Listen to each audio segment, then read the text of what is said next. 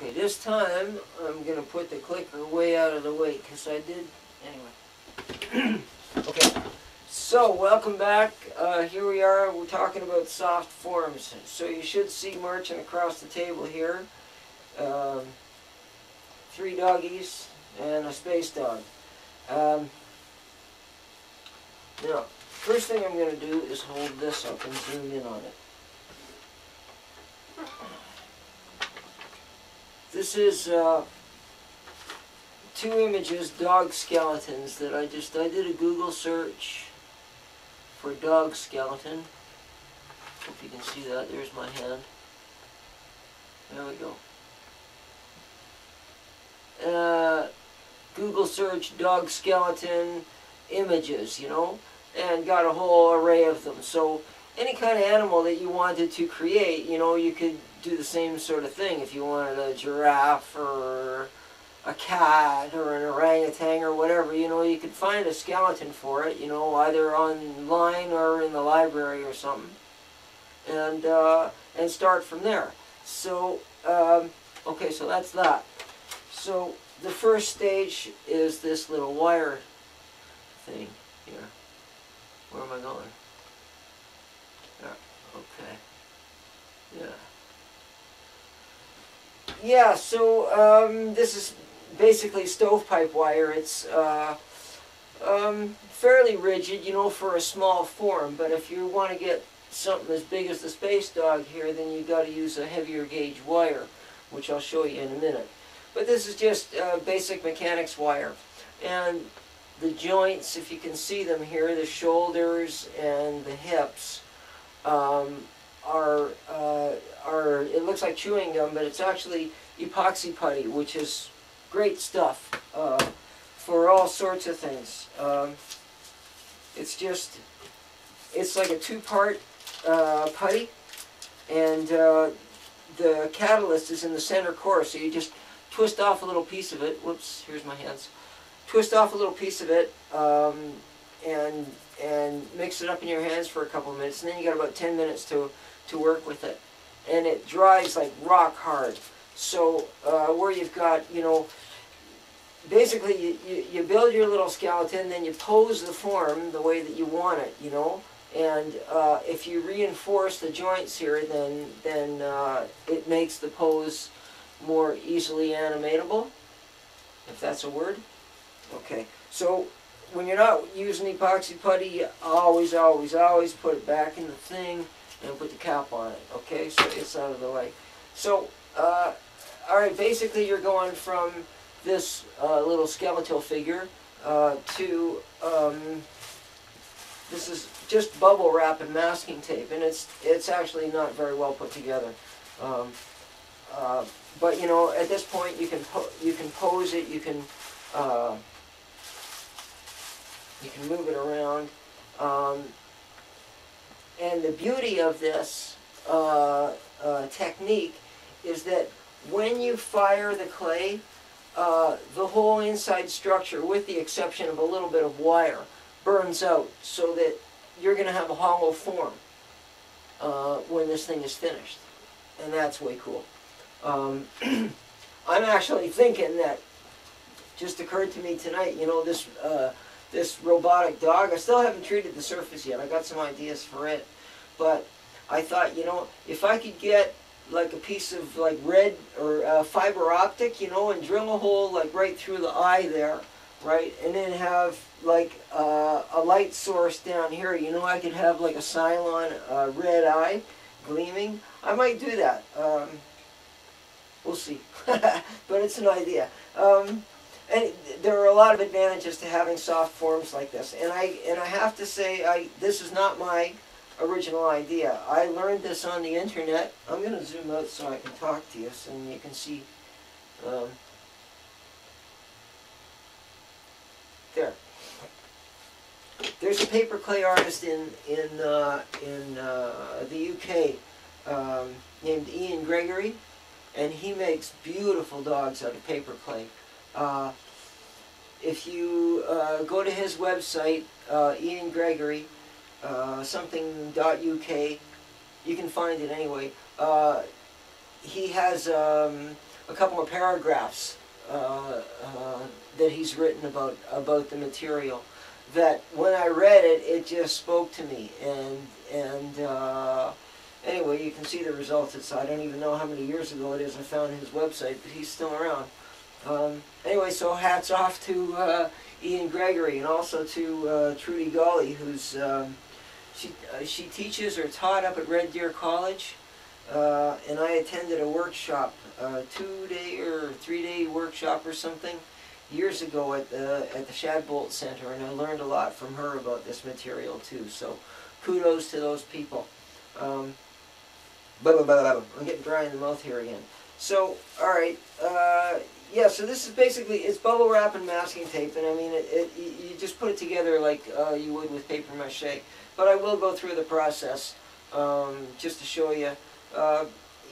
You take bubble wrap, cut it into strips, right?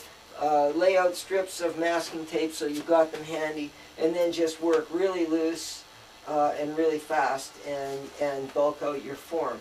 And then when it comes to the clay, again, you roll out the clay really, really thin. You use lots of water, lots of slip, and you just build it. You build it from the feet up, right? Because, you know, you've got to have the weight of the support, right? Because, I mean, you're building clay, and if you don't have the weight, if you don't have the support of the feet as you're building the thing, then you're going to be in trouble. Okay, click. Okay, back again. I got a green surface here, you know, something that you can cut on. A roll of masking tape, a knife, a box cutter they call them now, and a wad of bubble wrap. Now, bubble wrap you shouldn't have to buy. You should be able to get this stuff anywhere. If you call your doctor's office and ask them to, your doctor's office or the drugstore or the naturopath, they get this stuff, you know, they get all kinds of pharmaceuticals and shit packed in it. So you can get piles of this stuff for nothing. Anyway, yeah, you cut it into strips, just like that. Watch your fingers.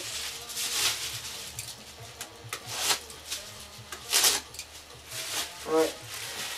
I'm actually going to cut it, I mean, I got them that set, I don't know, about 2 inches wide. I'm actually going to cut them thinner because this is a small form.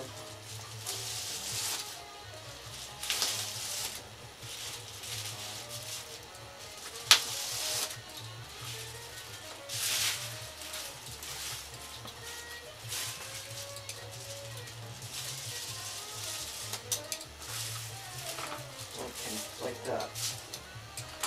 And then you just want to take masking tape, and it's always a good idea when you're finished with masking tape to curl over. I mean, it's just common sense stuff, but it's, you know, things, yeah, just curl over an end so that you don't have to be digging around with your fingernail to try and find the start of the masking tape again. And so you just, you know, whoops, see, like that. Now there you go. See, now I got to spend the next half an hour searching around for my glasses, which are probably right in front of me, and until I find the end of the frickin' masking tape. So, be prepared. Yeah, like that. So,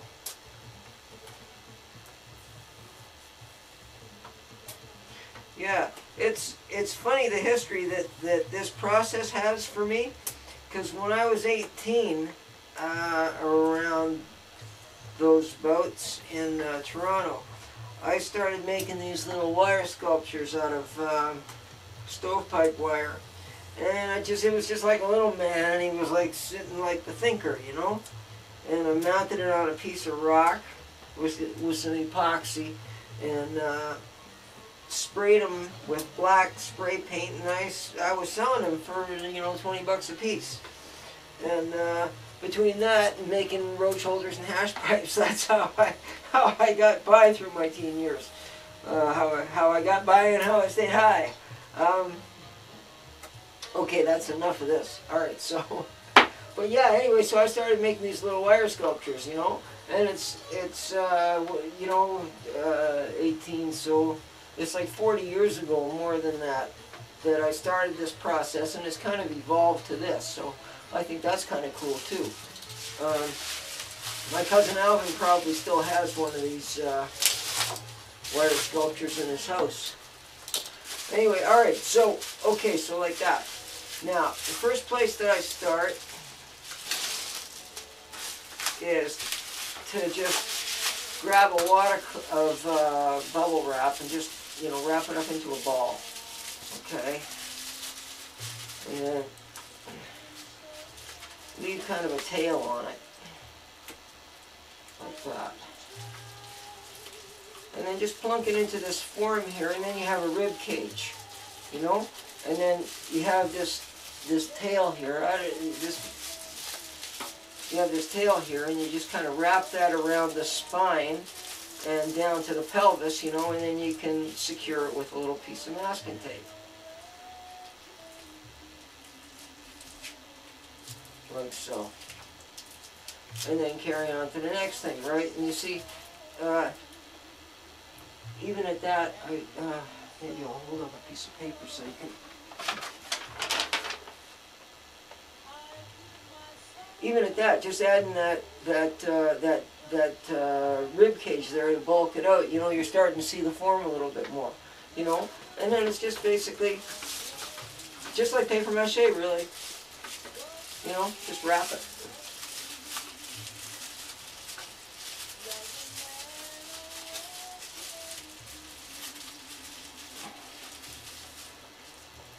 And so on and so forth, okay? So I'm not going to belabor the point. I mean, it's, you know, it's not rocket science. That's the process. So I'll just show you like a form that's already bulked out a little more. I mean, there's really an economy of masking tape. That's, I don't know, maybe that's a phobia or something. But you know, there's a nice little wrapped out form. And the thing about the bubble wrap is that if you're not satisfied with the form, you know, you can take a pin tool, right? If, you know, if I think this paw is too thick, right, I can take a pin tool and just, and just poke a few holes in the bubble wrap, right, and then give it a squeeze, you know, and that takes some of the air out of it, and then I can shape it. So the nice thing about using a form like this is that you can be quite loose with it at this point, you know. It doesn't have to be perfect, you know, it's just an impression, and it builds. Anyway, that's about it for this tape, or video, whatever you want to call it. Stuck in the 60s, eh? Yeah.